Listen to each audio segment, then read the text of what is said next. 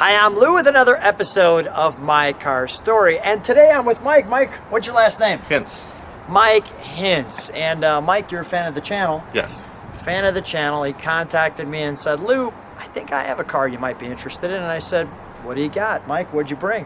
1986 Mercury Capri 5.0. What's the color on this one? This one's black. Black. So try to find an 86 Mercury Capri. How many do you see on the road? Maybe none a year, almost. Let's go to our featured attraction. So, the none a year car. So this was kind of the Mustang's sister or brother, based on the way you want to look at that. And you just didn't see many of them. And the interesting piece was that back hatch, which to me I thought was kind of cool. Sometimes they call it the bubble hatch. The bubble hatch. So now, when did you first get the? First of all, give me a little bit of your background. You were a Lincoln Mercury service person. Yep, from 84 to 89, I worked at Lincoln Mercury in Racine. And during that time, I kind of fell in love with the Lincoln Mercury products. And in 87, I bought an 86 Mercury Capri. And that one had a short life. That one had a short life. Back in the day, they had a recall on the catalytic converters, so I ended up with a set of extra catalytic converters. I removed the cats, put it on my Capri, and it was sounding great. Felt like I got about 15 more horsepower. I was looking for a friend to drive it for me. I found an acquaintance who could drive it up and down the road for me so I could hear how it sounded. And on his second run, he decided to drop the clutch, and it went into a curb, and all four tires were off the ground. Wow. And it landed on a porch. So that was the end of my We should have been videoing Mercury that. Capri. Yeah. that would be good video. That would be a good video. So after that, I went to nursing school, and about 4 years ago, I found this on Mechanic to nurse. We won't. Yep. Okay, go ahead. So we found that one on eBay about 4 years ago. Was this standard with the car at that time? Yep, 86 was the first year of the third brake light. And speaking of year of the car, this was the last Capri. Last year, the Mercury Capri 5.0. Let's pop the trunk, shall we? Were there any? This is it. There were no Mercurys after that, correct? Unless you consider the Mazda Mercury that came out probably be about 5 years later. Now, is this an aftermarket? Yep, or did this yeah, come with the I car? had an aftermarket. Okay. That's about the only thing that's aftermarket on the car. Okay, and here's your 86 lineup. Some trunk and treats. So back in the day, I was setting these cars up. They came in off the trailer, and they had, 2-4 miles on them. Mm-hmm. So that was kind of fun back in the day when I was 19, 20 years old, driving these new cars and right off the trailer. Love the ads. The XR3. That'll bring back some memories. The Lynx wagon. And there's your car. And that picture on the left there, I'll never forget that picture. That's just a real classic picture of that car. So here we are with the details. The Mercury always had the feel of the upscale, right? I mean, yep. So it was kind of the upscale Mustang at the time. And I don't know if that's what happened, but people seem to not connect with the car as well. Yeah, this, in the upscale market, they really weren't looking for a high-performance car, maybe. So these weren't sold very many. For the V8 5.0 version in 86, there were 3,840 made of the 5.0 version. Which is the RS. Which is, also called the RS. The GS would be your 4-cylinder. Okay. So only 20,000 total. And again, you don't see any of these on the road. Right. I mean, they're just not around. And I do remember them. Well, I did wreck one of them. So. And a lot of these got... 2868. Right? A lot of these got hacked up and souped up and probably in the junkyard now. But this one stayed stock the whole time. I appreciate you keeping it, being a great caretaker. And this year there was 1,252 with the T-top option. Now, there was never the RS badge. No, I think that was just an early copy for the printout, but I really have never seen one with this RS badge on it. Yeah, I don't remember seeing an RS badge on that. I think that was really prominent. Also, yours has a hood scoop. The regular RSs did not come with a hood scoop, so that was a little aftermarket add-on. But I might say it looks good. Now that came from what, an 83? Right. When I bought the car, there was the 83 hood on it, and I have the original 86 hood on it, but the 83 has that full hood scoop. Mm-hmm. I give people a chance to just... In the 302, the 5-liter, it's got a little pep to it. I think it was 200 in torque and about 190 in horsepower this year. This is the first year of the fuel-injected 5.0. See, this is a perfect example. Kind of the, coming out of the office building, making a smart choice, getting into her Capri. That was kind of the area that they were going in. And the people who wanted the Capri were kind of younger people who wanted to jump in and have fun. Yep.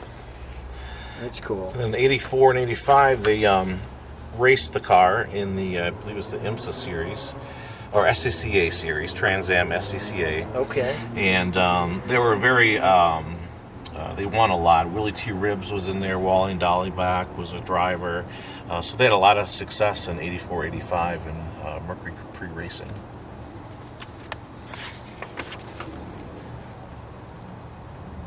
Here's your options. Your 2.3, your 5.0, and you've got the stick. 5 or 4? 5-speed. 5-speed. Yep. And for this year, there was, with the T-top option, there was one of 282. Really? With the T-top. So that's those rears you can get for this model. So yeah, the T-top, the 8, and the stick. Yep. Just finding this brochure is pretty cool. Typical Lou Trunk and Treats. Now that was the correct speakers for the time? Yep, I didn't change the speaker holes at all. So original size speakers. And these fold down, I remember that. Mm-hmm. Okay, all right, let's shut that. That was great. Great Trunk and Treats. May I come into the interior? Yep. Thank you. No door badge. Little map piece there. This one always gets stretched out. Of course. One's nice and tight. Yeah, that is tight. First of all, let me feature that seat. Because they did have nice seats. They almost had kind of a Recaro look to them. Yeah, that was one of the big selling points for me. Very nice seat. Then me being tall, it has the foot lumbar. Yeah, I like that. There's this little pull-out piece here that slides that back and forth. And then that open headrest.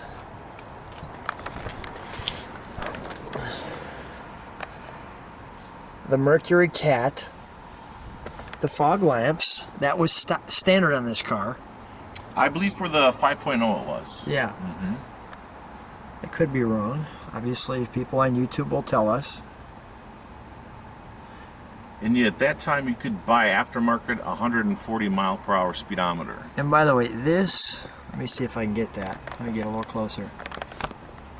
That's the let me go this way. That's the correct mileage too. Yep. It's not focusing, I don't think. There we go.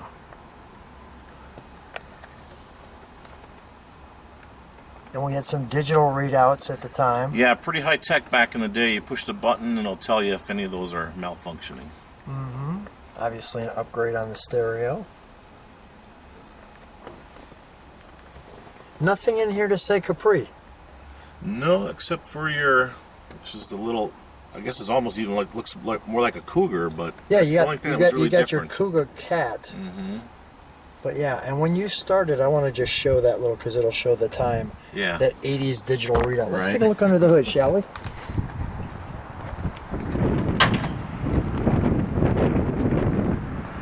You know what? I apologize. Let's shut this for a second. I don't think I shot the front of it. There we go. You know, the wind noise. Now those fog lights were standard. Can you shut that door for one Yep. moment? Thanks. Appreciate it.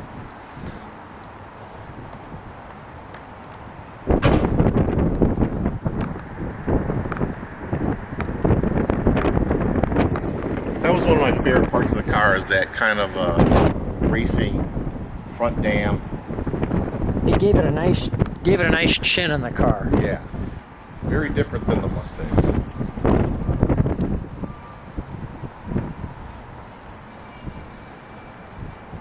All right, let's pop that hood again.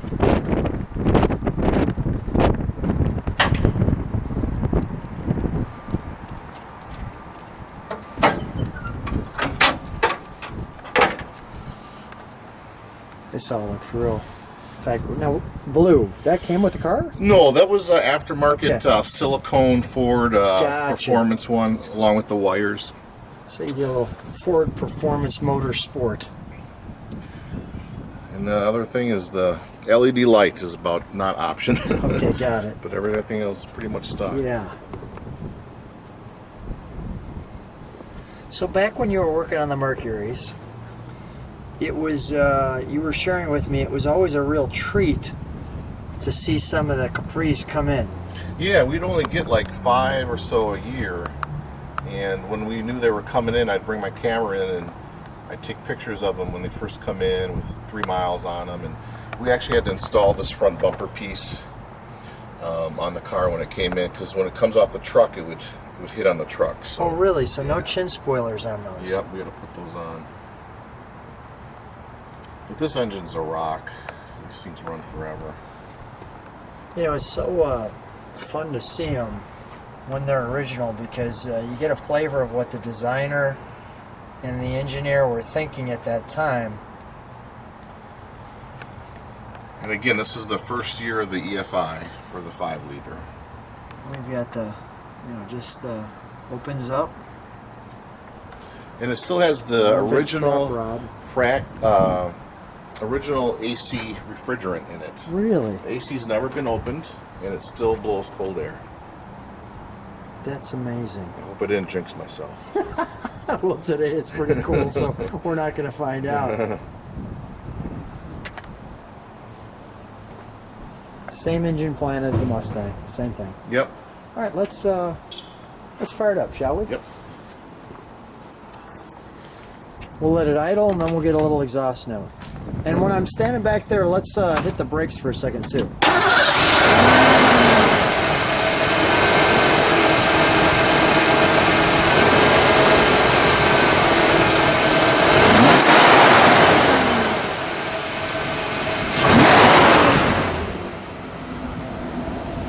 Hit the brakes for just a moment.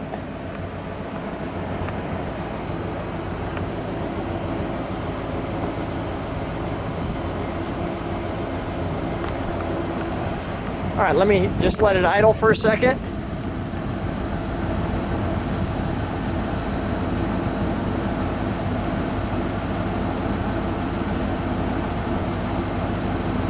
Give it a rev, please.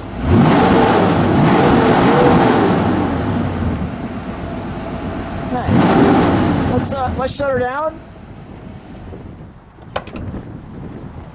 You know what, show me, oh, you know what? Show me the clock one more time. Sure. Let's refire it up again.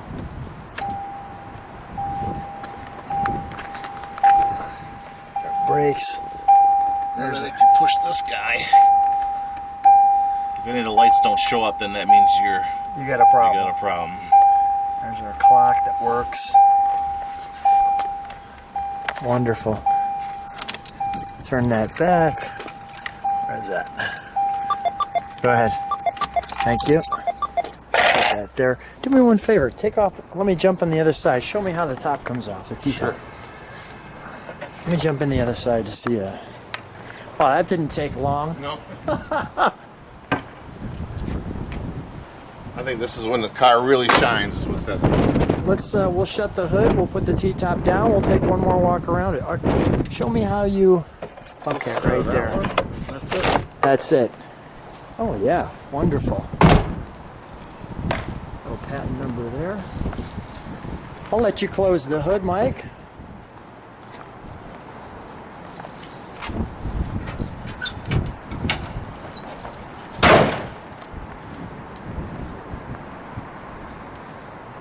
yeah, it's perfect right there.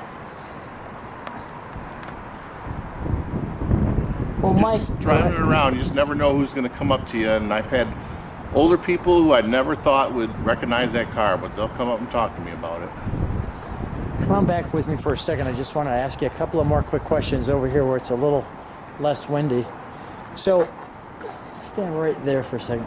So let me ask you one quick question. So what's it like when you're driving it now? Because it probably was about 20 years and nobody paid attention to it. Right. Now what's people's reactions? They like it. I'll get some thumbs up, and usually I haven't seen that car in a long time. And I remember one of those, so that's what I hear a lot, yeah. How much fun do you have driving this? I love it. It just brings back my days when I had one when I was 18, 19 years old. So No more giving it to your friend to get all four wheels Yeah, off the that's the ground. biggest lessons for all of you watching. Don't ever let someone else drive your car. There you go. Mike, what a treat. Thanks for being on My Car Story. Thank you.